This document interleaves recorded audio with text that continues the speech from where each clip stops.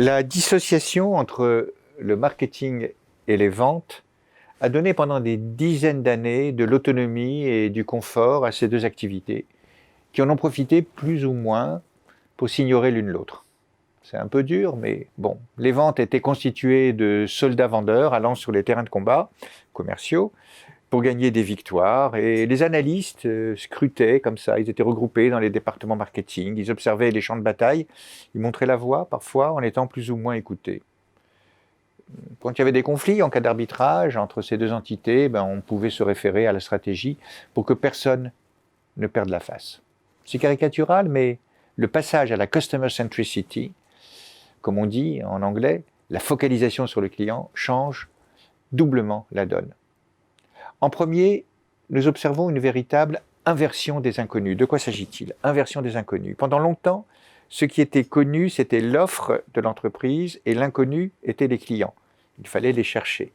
Aujourd'hui, nous inversons la vision. Le connu, c'est le client et l'inconnu, c'est ce que nous allons lui offrir. Cette première observation est une rupture essentielle dans le business. Elle n'est pas encore perçue. Elle seule, pourtant, permet le passage d'une vision industrielle à une vision de marché. En deuxième lieu, non seulement le marketing et les ventes doivent fusionner et se réorganiser, mais c'est l'ensemble de la structure de l'entreprise qu'il va falloir édifier sur cette nouvelle donne. Pas seulement la terminaison. Le digital a déjà réalisé cette intégration. Lorsqu'un client s'informe sur un site, il faut que le marketing éveille son désir, que la vente réalise la prestation et que la finance se fasse payer, tout en un, laissant à la logistique ensuite l'organisation de la livraison et de la prévente, essentielle. Les frontières ont été gommées pour le client. Dans une entreprise qui désirerait aller dans ce sens, il convient préalablement de vérifier quelques points. Les voici.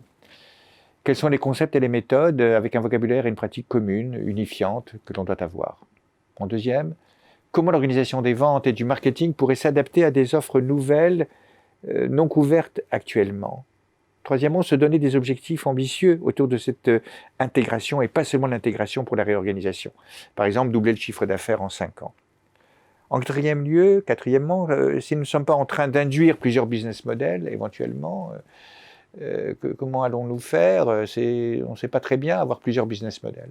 Cinquièmement, comment se faire comprendre et organiser la perception de cette révolution en interne. Alors actuellement, la plupart des entreprises ont un marketing qui évalue la demande, réalise des analyses stratégiques de marché. Éventuellement, le marketing prend des initiatives sur la marque, sur des nouveaux produits, parfois le pricing. Les ventes s'occupent des tactiques commerciales, des négociations, aussi du pricing, pas toujours. Dans une nouvelle configuration, il faut un peu oublier ça. Nous devons instaurer une connaissance du parcours client. Voilà, c'est ça qui va être essentiel, de la considération qu'ils ont, de la marque, de l'importance de la prévente, de la relation avec nous, du prix. Dans un stade encore plus avancé, il s'agira de développer un marketing fondé sur l'intérêt des clients, en respectant celui de la firme. C'est pas courant. Une large ouverture sur les pratiques concurrentielles, voire même le lobbying, sont à envisager sérieusement, et même pour des startups. Peut-être surtout pour des startups. Dans la conception classique du marketing de masse, il y a assez peu de ciblage, tant dans les clients que dans les médias de communication. Le digital amène une pratique en rupture. Les segments marketing sont tirés par les clients, une communication est beaucoup plus sélective, et plus encore dans l'account-based marketing, l'ABM, le marketing et les ventes ont complètement fusionné, les deals, les transactions sont créées ensemble, y compris dans une très grande réactivité pour l'établissement de prix. Ces nouvelles méthodes de pricing existent déjà dans cette intégration. Ce sont de véritables cotations, plus que des prix, des cotations clients. Cette inversion des inconnus dont on parlait devient une nécessité. L'entreprise se positionne non plus comme un offreur, mais comme une entité qui doit répondre à des questions et des besoins souvent élargis et exprimés plus ou moins clairement par le client. Dans ce cas, bien sûr, la fusion marketing et vente s'impose. 4 actions doivent être menées à ce moment-là. Comment se centrer sur le consommateur, avec quelle gouvernance, quelle technologie et quelle personne. N'attendons pas trop longtemps. Le train est à grande vitesse. Bon voyage.